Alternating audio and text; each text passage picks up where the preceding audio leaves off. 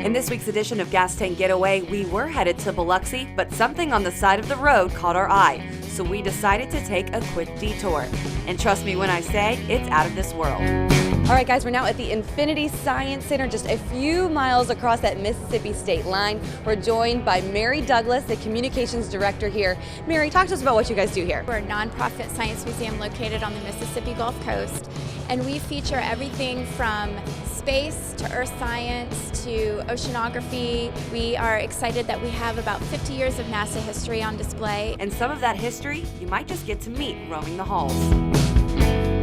Now I am joined by Fred Hayes, who was an astronaut with NASA for 20 years, right here from this Biloxi area.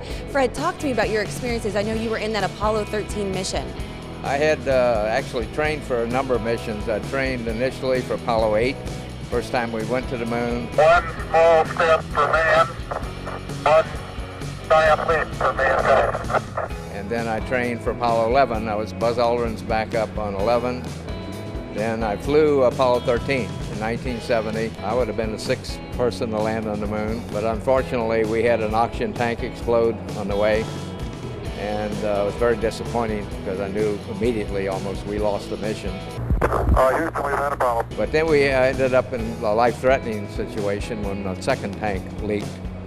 So we had to use the landing craft as our home to live off of for 4 days, when it was only meant to live for 2 days. So it was kind of a struggle to make its consumables last to get us back to inner, which we did successfully. You must be incredibly brave. Can you explain to us kind of your first thought that went through your head the first time you ever went into space?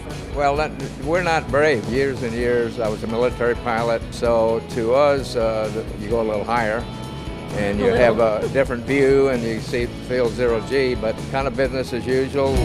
And I think a lot of people who are not from this area may not realize that South Mississippi has played a huge role in space exploration and will continue to do so. So we're just really proud and honored that we get to help tell that story. And that'll do it for our trip to the Infinity Science Center, one of Mississippi's best kept secrets.